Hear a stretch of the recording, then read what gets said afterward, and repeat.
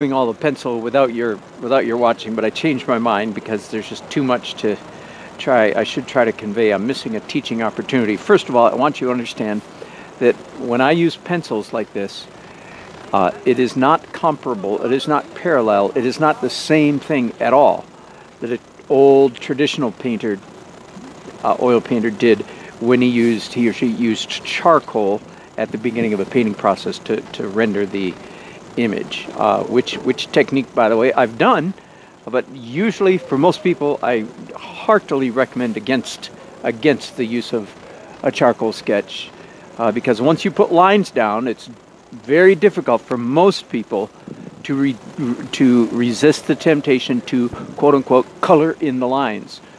And that impulse to color in the lines is like the antithesis of the of good painting.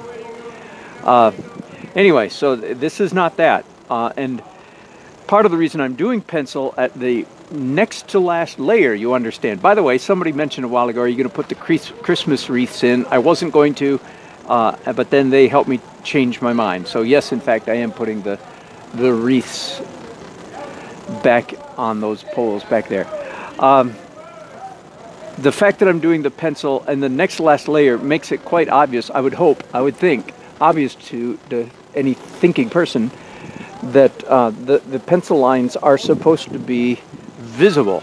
That is, they're not structural underwear in the painting. They are in fact an integral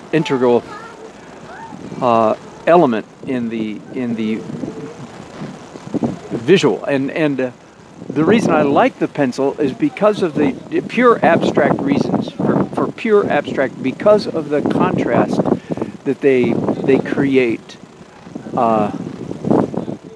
The scratchy pencil lines are so different from the smooshy brush paint marks that I like the interplay. I like the contrast between smooshy and scratchy.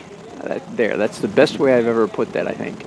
Smooshy versus scratchy, and I like the fact that the pencils are scratchy in contrast to smooshy brushes. Okay, that's probably enough. Easy to get carried away doing too much.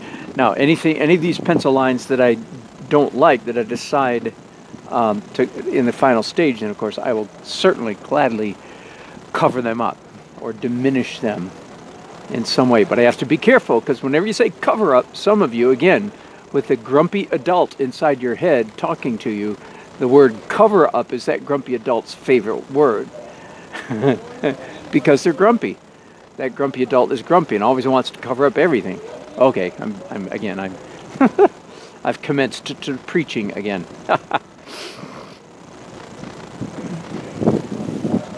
Okay, I think I'm done. This is going to be a really short episode because I think I'm going to stop right there. The next layer, the next stage, the next phase is going to be light, opaque highlights. Now, if you're keeping score, I've been painting about 2.5 hours. It's hard to say with all the breaks. I've been painting, I'm sure, no more than 2 hours.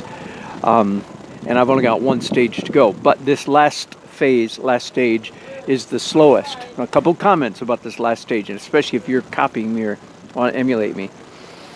If you're familiar with painting at all, if you've done some painting, if you're a traditional oil painter, it's at this last stage that you will absolutely blow it if you're trying to copy me, because there'll be a great sense of relief in you, like, thank God, now I can finally start painting the way I know how to paint. That's the way you think. And then you destroy everything you've spent 2 hours creating. So don't do that. Couple barricades, side guardrails for you. Number one, no more than 15% of this entire canvas can have opaque paint on it.